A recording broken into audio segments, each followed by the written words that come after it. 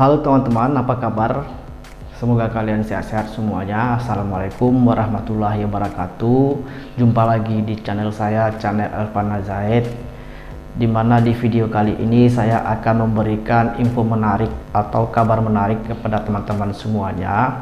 Sesuai dengan thumbnail kita tadi di depan, pinjaman KUR 2 fasilitas, dimana suami istri mengajukan pinjaman bisa dicairkan dua-duanya suami istri. Dan buat teman-teman, tonton video ini sampai selesai, jangan di skip karena ini informasi penting buat teman-teman semuanya. Jika selesai nanti menonton, jika teman-teman suka, jangan lupa memberikan like dan subscribe-nya dan diaktifkan juga lonceng notifikasinya agar teman-teman mendapat update terbaru dari video-video saya. Oke, buat teman-teman semuanya, kita lanjut saja. Apa sih itu pinjaman KUR 2 fasilitas? Pinjaman KUR 2 fasilitas itu adalah dimana suami istri bisa mengajukan pinjaman dan suami istri itu bisa dicairkan masing-masing. Terus berapa batas pinjaman KUR fasilitas ini? Batas pinjamannya tanpa batas teman-teman, karena KUR 2022 ini tidak ada batasan maksimum untuk seseorang untuk mengajukan pinjaman KUR di tahun 2022 ini.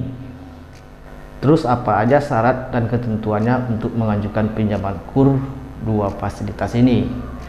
Untuk syarat pengajuannya teman-teman sama saja dengan syarat pengajuan KUR biasa, dimana ya saya jelaskan lagi.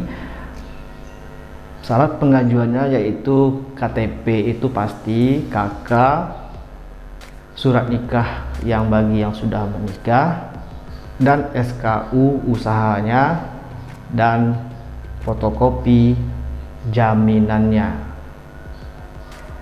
atau anggunannya ya teman-teman, fotokopi jaminan atau anggunannya.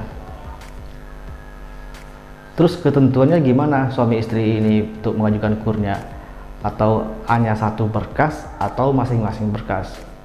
Untuk ketentuan pengajuan KUR yang suami istri ini atau disebut dengan KUR 2 fasilitas ini teman-teman, dimana pengajuannya itu tetap masing-masing berkas ya teman-teman. Istrinya satu berkas dan suami juga satu berkas, dan punya memiliki berkas masing-masing, dan dipastikan juga memiliki usaha masing-masing.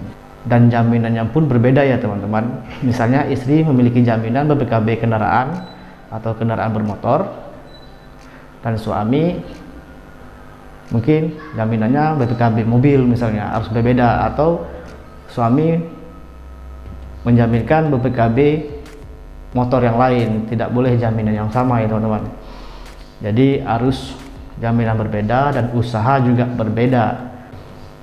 Apakah bisa di bank yang sama?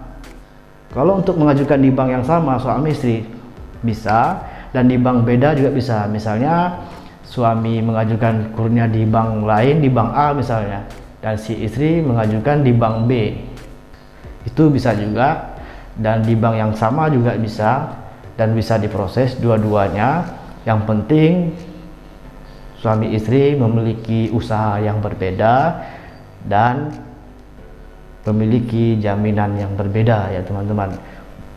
Tapi sebelum teman-teman untuk mengajukan pinjaman KUR ini, dan dipastikan teman-teman sebelumnya tidak memiliki pinjaman di tempat lain atau pembiayaan di tempat lain atau pinjaman online, kecuali pinjaman yang bersifat atau jenis konsumtif ya teman-teman. Pinjaman konsumtif itu ya seperti Shopee Paylater itu masih termasuk pinjaman konsumtif karena termasuk kredit rumah tangga. Seandainya kayak pembiayaan lain atau seperti kayak kredit barang atau di home kredit misalnya atau kredit plus, itu wajib teman-teman lunasin dulu, itu baru bisa mengajukan pinjaman KUR. Dan dipastikan juga BI checkingnya aman teman-teman, dan nggak pernah macet di pinjaman sebelum-sebelumnya. Dan jika itu aman dan berkas-berkasnya teman-teman sudah siap, dan teman-teman segera bawa ke bank-bank terdekat, bank-bank apa aja itu yang menyediakan KUR. Dipastikan teman-teman membawa berkas itu ke bank tersebut di awal bulan ya teman-teman, biar biar cepat diproses dan akan dicairkan di bulan yang sama kalau teman-teman membawanya di awal bulan misalnya.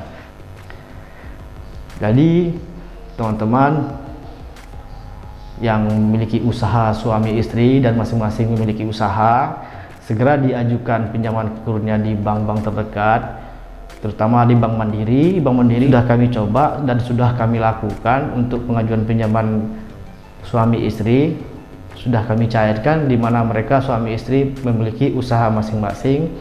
Si istrinya memiliki usaha kos-kosan dan suaminya memiliki usaha jualan di pasar. Jadi masing-masing memiliki usaha dan dengan jaminan berbeda. Itu sudah kami cairkan teman-teman. Mereka suami istri mengajukan pinjaman di bank yang sama, di Bank Mandiri. Itu sudah kami proses dan sudah kami cairkan. Jadi kalau buat teman-teman yang ingin mengajukan seperti yang saya sebutkan tadi, memiliki usaha yang berbeda, teman-teman silahkan ajukan dan dibawa berkasnya di awal bulan di bank biar bisa diproses di bulan yang sama dan dicairkan di bulan yang sama teman-teman.